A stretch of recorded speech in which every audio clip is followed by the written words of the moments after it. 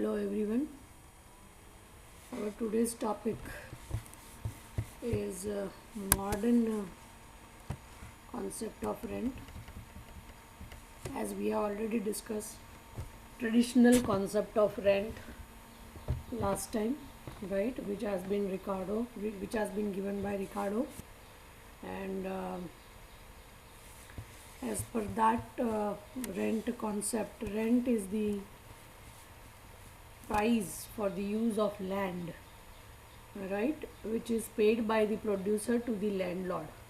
It means in Ricardian concept of rent, it has been assumed or explained that only one factor of production gets rent, and that is land. No other factors of production can get rent. But according to modern concept of rent, any factor of production can get rent, because the reason why arise rent is different in both the concepts. Traditional believe that rent arise due to difference in fertility, and that's why obviously when we talk about fertility, it is only in case of land possible, right? But here, as per the modern understanding, any factor of production can get rent if there is scarcity of that particular factor of production. It means any damn factor of production among these four major factors of production, right, can get rent if there is scarcity. So in modern theory or modern concept, rent arise due to scarcity, while in traditional one, rent arise due to difference in fertility. So in both the concept, because reason is different, right, rent is attached with different factors of production.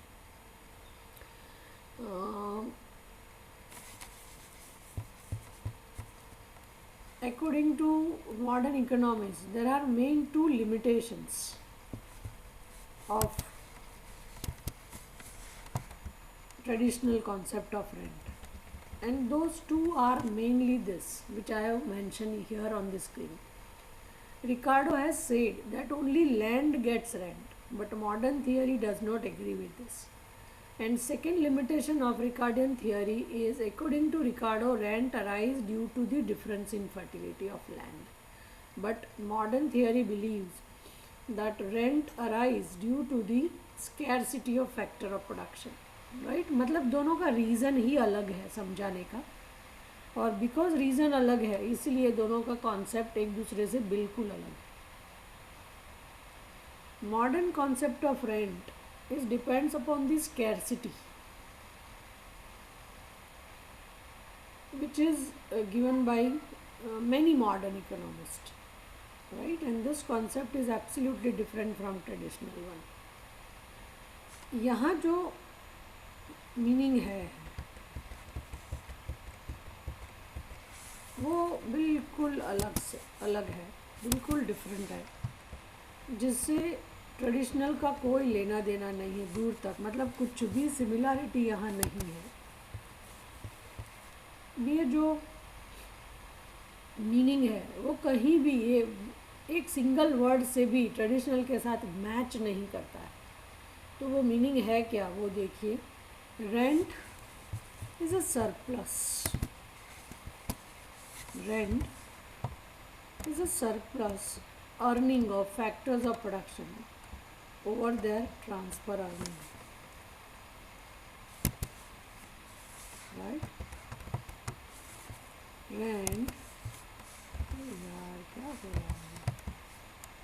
Rent is a surplus earning of factors of production over their transfer earning. मतलब यहाँ दो चीज़ें important हैं.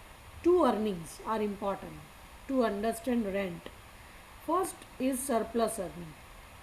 By word itself it is understood that the earning which is more than the desired level, and that's why it is known as surplus, right? तो जो भी earning है वो कुछ लेवल एक जो desired level है उससे ज़्यादा है, तो उसको हम सरप्लस अर्निंग बोलते हैं। और ये सरप्लस अर्निंग किस चीज़ का, तो यहाँ लिखा है surplus earning of factors of production, मतलब कोई भी चार में से कोई भी फैक्टर ऑफ प्रोडक्शन का जो सरप्लस अर्निंग है। अभी सरप्लस अर्निंग कैसे डिसाइड होगा, bye there transfer earning, right. तो आपको दो अर्निंग कंपेयर करने पड़ेंगे, एक ट्रांसफ़र अर्निंग। नाउ सबसे पहला क्वेश्चन आएगा कि ट्रांसफ़र अर्निंग क्या है, वो जानने से पहले ये मीनिंग जो है उसको ये इस तरह से समझिए कि rent is a difference between surplus earning and transfer earning, right. So if you understood the difference between these two, or if you get the difference between these two, then you can get rent, okay. But to get rent you have to have understand these two earnings first, right. तो अगर rent का simple सा meaning लिखना है from this given understanding, तो ये मैं कह सकती हूँ, जैसे मैंने बोला कि rent is equal to surplus earning minus transfer earning. For example let us say, अभी जानना ये ज़रूरी है कि ट्रांसफ़र अर्निंग का मतलब क्या है और सरप्लस अर्निंग का मतलब क्या है। ट्रांसफ़र अर्निंग का मतलब ये है कि this is a amount which induce a person to remain in its own occupation, right. तो ट्रांसफ़र अर्निंग का मतलब ये है कि वो एक ऐसा अमाउंट है जो किसी भी फैक्टर ऑफ प्रोडक्शन को उसके अपने ऑक्यूपेशन में रहने के लिए इंस्पायर करेगा, राइट। फॉर एग्ज़ाम्पल मान लो मैं अभी BWT IBA में हूँ, तो BWT IBA में मुझे जो अर्निंग हो रही है, मेरी जो सैलरी है, वो मेरा ट्रांसफ़र अर्निंग है, क्योंकि वो अमाउंट मिनिमम उतना होना चाहिए जिससे कि मुझे जॉब बदलने का मन ना करे, राइट। तो ये जो मैंने आपको एग्जांपल दिया वही मेरा मीनिंग है। मैं रिपीट करती हूँ, transfer earning is that minimum supply price which induce a factor of production to remain in its own occupation. मतलब शिल्पा मैडम की बात करें अगर as a factor of production, तो उसका ओन ऑक्यूपेशन मतलब BWT IBA। तो BWT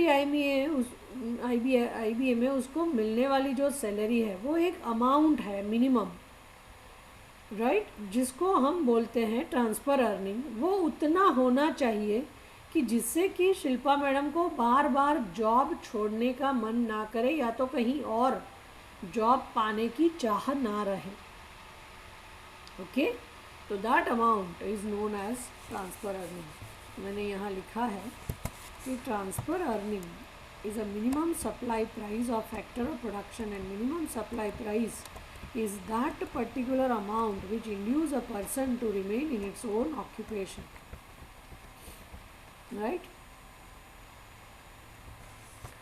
If an entrepreneur gives him something less than his minimum supply price, which is transfer earning, then factor of production will definitely leave present occupation and find out the other job, right. जैसे कि मैंने बोला कि मुझे PWT में IBA में रहने के लिए जो सैलरी मिल रही है, मान लो मुझे 2 लाख रुपये सैलरी मिल रही है, तो वो मेरा मिनिमम सप्लाई प्राइस है जो मेरा ट्रांसफ़र अर्निंग है। अगर UGC यूनिवर्सिटी गवर्नमेंट के हिसाब से 2 लाख रुपये किसी प्रोफेसर को मिलने चाहिए और अगर वो BWT मुझे नहीं देता है तो मैं BWT को छोड़ दूँगी, right, because my minimum supply price or my transfer earning is less than the norms, बराबर। तो ये एक हो गया ट्रांसफ़र अर्निंग। तो ट्रांसफ़र अर्निंग को समझना बहुत ज़रूरी है रेंट को समझने के लिए। तो मैं फिर से बोलती हूँ, transfer earning is the minimum supply price, and minimum supply price is nothing but the salary decided by the norms, by the government, right, which induce a person to remain in its own occupation, right. उसको बार बार pinch नहीं करेगा कि मुझे छोड़ देना चाहिए job, मुझे सही सैलरी नहीं मिल रही है। अगर ऐसा पिंच होता है तो समझ लो transfer earning is less, minimum supply price is less. पर अगर रूल्स के हिसाब से मिल रहा है, जो भी मिलता है, right, as per the norms. तो इसका मतलब है कि आपको सब कुछ आपके साथ सही है और उसके हिसाब से जॉब छोड़ने की ज़रूरत नहीं है, राइट। तो उसको बोलते हैं ट्रांसफ़र अर्निंग। और ये ट्रांसफ़र अर्निंग से अगर कुछ भी ज़्यादा मिलता है तो उसको बोलते हैं सरप्लस अर्निंग। ओके, मैं फिर एक एग्ज़ाम्पल देती हूँ आपको। यहाँ मैंने लिखा है, for example let us say a master degree holder can be a lecturer in the college or be a bank officer, right, in the bank. If he selects academic field, he will get rupees, let us say 15,000 per month. And due to the scarcity, suppose a bank authority offered him something more than this 15,000. Suppose it is rupees 20,000. So in this example, rupees 20,000 is surplus earning and rupees 15,000 is transfer earning. So in the difference, right, the difference between these two will be 20,000 minus 15,000, that is 5,000, which is rent. Clear? तो ये हुआ क्यों? क्योंकि एक जो master degree holder है उसकी दो जगह पर डिमांड है। वो एकेडमिक में भी आ सकता है, वो बैंक में भी जा सकता है। इसका मतलब ये हुआ कि उसकी स्कैरसिटी तो है ही, क्योंकि डिमांड ज़्यादा है। अगर डिमांड ज़्यादा होगी और सप्लाई एज इट इज़ रहेगा तो ऑब्वियसली स्कैरसिटी रहेगी। और अगर स्कैरसिटी है तो कोई भी अथॉरिटी ज़्यादा ऑफ़र करेगी, क्योंकि उनको वो बंदा चाहिए, राइट। तो यहाँ भी ऐसी ही सिचुएशन है जो मैंने आपको एग्जांपल दिया कि अगर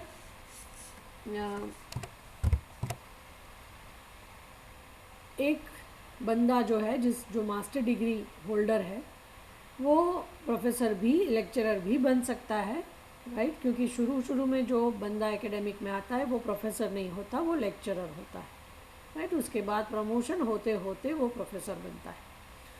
तो लेक्चरर बनता है, फिर रीडर बनता है, फिर जाके प्रोफेसर बनता है। अभी असिस्टेंट प्रोफेसर है, फिर एसोसिएट प्रोफेसर है, फिर प्रोफेसर बना जाता है, राइट।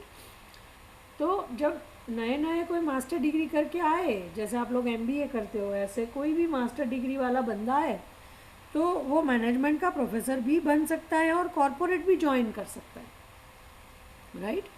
एक जगह पर उसको कुछ सैलरी ऑफर होगी, दूसरी जगह पर कुछ और, राइट। तो जो मिनिमम है वो ट्रांसफ़र अर्निंग है, जो कम से कम मिलना चाहिए एज पर दी लॉस, राइट। पर अगर उसकी स्कैरसिटी है तो उसको कुछ ज़्यादा ऑफ़र किया जाएगा, तो वो जो ज़्यादा ऑफ़र होता है उसको बोलते हैं सरप्लस अर्निंग, राइट। और जो एज़ पर दी नॉर्म्स मिनिमम है उसको बोलते हैं ट्रांसफ़र अर्निंग। और उन दोनों का डिफरेंस वो है rent. I hope everything is very clear. मैंने एक ही बात बहुत अलग अलग तरह से आपको समझाई। For the better understanding of scarcity concept, we have to understand two sub concepts. जैसे मैंने बताया, surplus earning and transfer earning. मैंने बता दिया ट्रांसफ़र अर्निंग किसको बोलते हैं, सरप्लस अर्निंग किसको बोलते हैं। यहाँ लिखा है surplus earning is the amount more than transfer earning. It means if any factor of production gets something more than its minimum supply price, that is transfer earning, then that surplus amount is known as surplus earning. And factor of production can get surplus earning in the situation of scarcity. मतलब reason एक ही है, right. बंदे को उसकी minimum supply price जो है उसका transfer earning, उससे कुछ भी ज़्यादा मिलेगा तो उसको सरप्लस अर्निंग मान, right. It is known as surplus earning. और उन दोनों का डिफरेंस जो है उसको बोलते हैं रेंट। तो ये सरप्लस तभी मिलेगा जब स्कैरसिटी होगी। अगर स्कैरसिटी नहीं है तो सरप्लस मिलने वाला नहीं, राइट। मान लो अच्छे प्रोफेसर नहीं मिल रहे हैं तो एकेडमिक ज़्यादा सैलरी ऑफ़र करेगा। और अगर मान लो प्रोफेसर बहुत लोग बन रहे हैं तो शॉर्टेज हो रही है और बैंक में अच्छा ऑफिसर की ज़रूरत है, राइट। जो भी मास्टर डिग्री होल्डर ही चाहिए, पर सारे के सारे एकेडमिक में जा रहे हैं तो कॉरपोरेट के पास स्कैरसिटी हो जाती है, राइट। तो अगर बैंक में स्कैरसिटी हो गई तो बैंक को नहीं मिलेंगे अच्छे एम्प्लॉइज़, तो बैंक उसको ज़्यादा ऑफ़र करेगा, जिससे कि जो स्किल पर्सन है, फैक्टर ऑफ प्रोडक्शन है, वो एग्जिस्टिंग ऑक्यूपेशन छोड़ के जहाँ पर ज़्यादा ऑफ़र हो रहा है, मतलब जहाँ सरप्लस अर्निंग मिल रहा है, वहाँ जा सके, राइट। तो ये एक्चुअली फैक्टर ऑफ प्रोडक्शन को लॉलीपॉप देने वाली बात है, मतलब टेम्पटेशन क्रिएट करने की वाली बात है, इंस्पायर करने वाली बात है कि आप वहाँ से छोड़ के यहाँ आओगे तो हम आपको ज़्यादा सैलरी देंगे, राइट। क्योंकि तभी बंदा जाएगा, नहीं तो वो जाएगा नहीं। तो अगर स्कैरसिटी है तो सरप्लस अर्निंग अराइज होगा ही होगा, राइट। और अगर स्कैरसिटी नहीं है, सरप्लस अर्निंग नहीं होगा। और अगर सरप्लस अर्निंग नहीं है तो दोनों का डिफरेंस का तो सवाल ही पैदा नहीं होता, इसलिए रेंट कभी नहीं मिलेगा। तो इसीलिए मॉडर्न इकोनॉमिस्ट बिलीव करते हैं कि rent is arise due to scarcity. अगर स्कैरसिटी है तभी रेंट है, और अगर स्कैरसिटी नहीं है तो रेंट नहीं है। अगर स्कैरसिटी नहीं है तो सरप्लस अर्निंग और ट्रांसफ़र अर्निंग में डिफरेंस नहीं होगा, और अगर डिफरेंस नहीं है तो ऑब्वियसली रेंट नहीं मिलेगा, ओके। और क्योंकि स्कैरसिटी से ही रेंट मिलता है तो ये खाली ज़मीन को मिलेगा ज़रूरी नहीं है। So it is not a case of land only, कोई भी फैक्टर ऑफ प्रोडक्शन को ये मिल सकता है। I hope everything is clear. Now the question about the difference major between two concept of rent. One is traditional concept and second one is modern concept. तो उन दोनों में मेन टू डिफरेंस है जो मैंने यहाँ टेबल बना के लिखा है। ट्रेडिशनल कॉन्सेप्ट में ये बताया गया कि rent is a speciality of land only, मतलब खाली 4 फैक्टर में से लैंड ऐसा है जिसको रेंट मिलता है, ऐसा ट्रेडिशनल में कहा गया। जबकि in modern theory concept all factors of production can get rent, okay. दूसरा रीज़न है reason for the rent. Traditional theory में as you know rent arise due to difference in fertility of land, right। Highest fertile land को high rent, lowest fertile land को zero land, right. तो ये rent अलग अलग रहेगा fertility के हिसाब से। मॉडर्न कॉन्सेप्ट में कहा गया है कि rent is not arisen due to difference in fertility but it is due to scarcity of factor of production. तो ये जो दो चीज़ें हैं वो दोनों में डिफ़र करती है। एक थियोरी में कहा गया है खाली लैंड को रेंट मिलता है, दूसरे में कहा गया है कि सभी फैक्टर्स को रेंट मिलता है। एक में कहा गया है कि रेंट का रीज़न फर्टिलिटी है, जबकि दूसरे में कहा गया है कि रेंट का रीज़न फर्टिलिटी नहीं पर स्कैरसिटी है, ओके।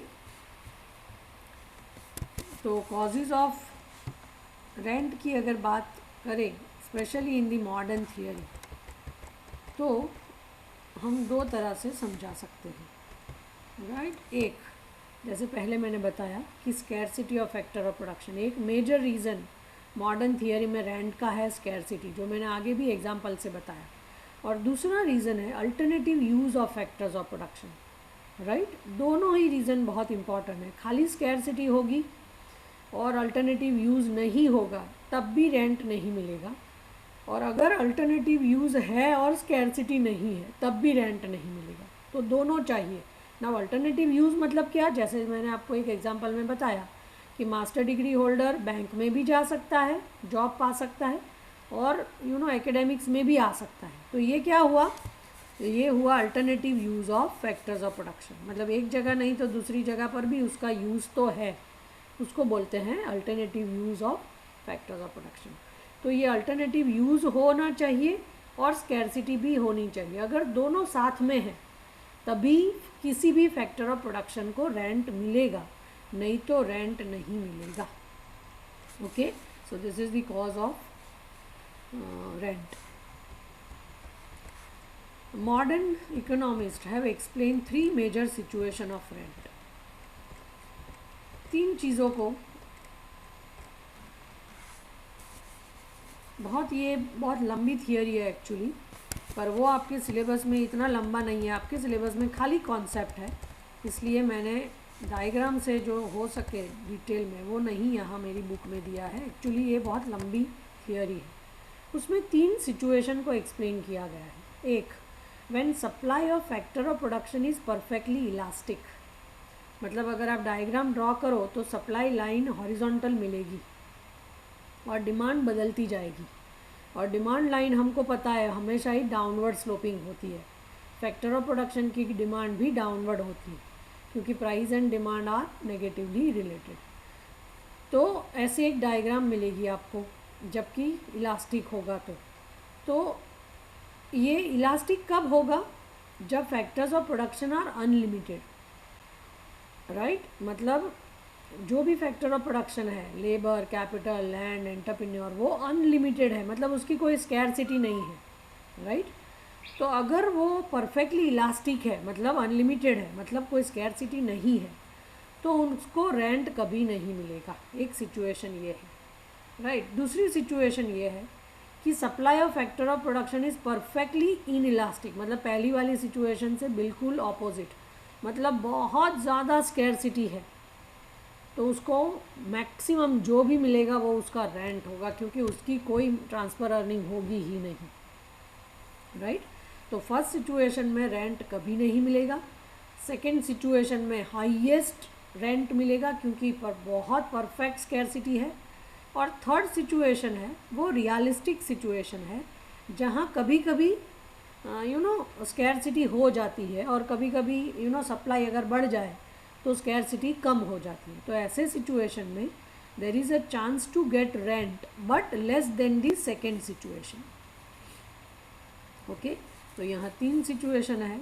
एक सिचुएशन ऐसी है जहाँ factor of production is perfectly elastic, दूसरी ऐसी है जहाँ factor of production is perfectly in elastic, और तीसरी है factor of production is just elastic, मतलब इन दोनों के बीच वाली सिचुएशन, राइट। तो मैंने यहाँ अलग अलग सिचुएशन में अलग अलग चीज़ें लिखी हैं, जैसे कि if factors of production is perfectly elastic it means unlimited factors of production are available in the market and there is no scarcity of factor of production in the market, so no factor of production will get something more than their minimum supply price, that is more than transfer earning. And we know that rent is a difference between surplus earning and transfer earning, but because here no surplus earning arise, right, that's why there is no rent.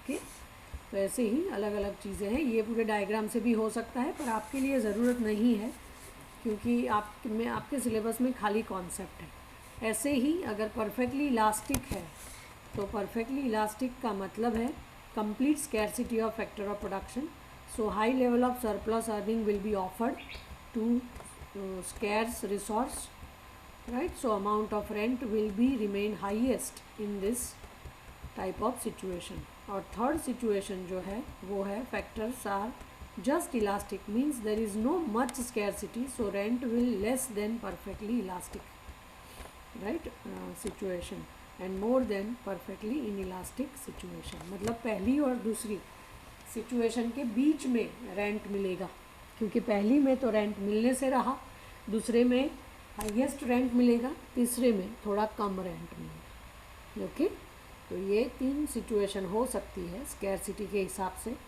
ज़्यादा scarcity है ज़्यादा rent, और कम scarcity है कम rent, और अगर scarcity नहीं है no rent. तो ये 3 सिचुएशन के साथ ये थियोरी कंप्लीट होती है, मतलब ये पूरा डिटेल कॉन्सेप्ट जो है आपके सिलेबस में FI के लेवल पर थोड़ा सा वो यहाँ ख़त्म होता है। उसके बाद 2-3 छोटे छोटे कॉन्सेप्ट हैं इस चैप्टर में, उसके साथ ये चैप्टर ख़त्म हो जाएगा। एक है इकोनॉमिक रेंट। कभी कभी एक मार्क में या कभी कभी 2-3 मार्क में 2-3 कॉन्सेप्ट पूछ लेते हैं, कभी कभी 1 मार्क में भी हम पूछ लेते हैं मीनिंग वाइज कि व्हाट इज़ इकोनॉमिक रेंट। तो खाली आपको पता होना चाहिए ये जितना भी रेंट हमने पढ़ा है वो सारा एक्चुअली इकोनॉमिक ही है, right. Economic rent is the payment made for the use of the powers of the soil. जो ज़मीन यूज़ हम करते हैं, राइट, उसको जो प्राइस देते हैं, मतलब वो ट्रेडिशनल हमारी जो डेफिनेशन है, rent is a price for the use of land, right. तो वो इकोनॉमिक रेंट है। इकोनॉमिक का मतलब ही ये है कि एनीथिंग विच यू मेजर और estimate in terms of money is called economic, right. तो रेंट भी, ये अगर स्कैरसिटी रेंट है या ट्रेडिशनल रेंट है, कोई भी रेंट है, if you calculate that rent in terms of money, right, payment के टर्म्स में अगर हम बात करेंगे तो उसको हम बोलते हैं economic rent. Okay, so any rent which is calculated in terms of money is called economic rent. दूसरा है कॉन्ट्रैक्चुअल रेंट। कॉन्ट्रैक्चुअल नाम से ही पता चल जाता है कि कॉन्ट्रैक्ट के हिसाब से आपको पे करना पड़ेगा, उसको बोलते हैं कॉन्ट्रैक्चुअल रेंट, राइट। यहाँ मैंने लिखा है, जैसे यूँ ना, हम लोग मान लो प्रोड्यूसर लैंडलॉर्ड से ज़मीन हायर करता है यूज़ करने के लिए, तो एक कॉन्ट्रैक्ट बनेगा कि आप क्या दोगे, राइट। तो वो कॉन्ट्रैक्ट के हिसाब से रेंट देना पड़ेगा, तो उसको बोलते हैं contractual rent. It is in addition to the economic rent, मतलब इकोनॉमिक रेंट जैसा ही है, क्योंकि पेमेंट तो मनी के टर्म्स में ही होता है, इसलिए economic rent interest on capital invested by the owner of the land on buying it और on improving it. It applies to house और other such assets also, that is paid by the tenants to the owner. मान लो आपने house ले लिया, मान लो आपने लैंड ज़मीन ले ली कल्टीवेशन के लिए, मान लो आपने कोई मशीनरी ले ली, कुछ भी हो सकता है, कोई भी factor of production, labour, land, capital, right, कुछ भी आप ले सकते हो on the basis of contract. तो कॉन्ट्रैक्ट के हिसाब से अगर आप पे करते हो प्राइस, तो उसको बोलते हैं कॉन्ट्रैक्चुअल रेंट। उसके बाद एक कॉन्सेप्ट है quasi rent, right. Quasi rent is a short term rent, right. Quasi rent is kind of scarcity rent, जैसे मॉडर्न कॉन्सेप्ट मैंने पढ़ाया वही, right. One kind of scarcity rent which arise due to scarcity, right. It occurs due to demand and supply problem, और we can say it arise due to scarcity, but it is temporary in a nature, means for short period of time it arise. For example, hotels earns rent in tourist season. Similarly, taxi or rickshaw business earns some special rent in tourist season, right, in a particular place. तो उसको बोलते हैं quasi rent, right. अगर scarcity के हिसाब से होता है तो वो मॉडर्न भी है, पर वो जो है स्कैरसिटी रेंट वो लॉन्ग टर्म फिनोमेना है, जबकि ये क्वासी रेंट जो है वो शॉर्ट टर्म फिनोमेना है। दोनों में रीज़न सेम है, स्कैरसिटी।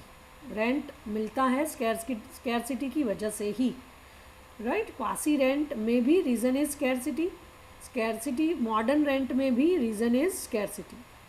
बट मॉडर्न में जो स्कैरसिटी रेंट है it is for longer period of time, जबकि ये क्वासी रेंट जो है वो very much similar to modern rent, but only one thing is different, that quasi rent arise in a very short period of time, right.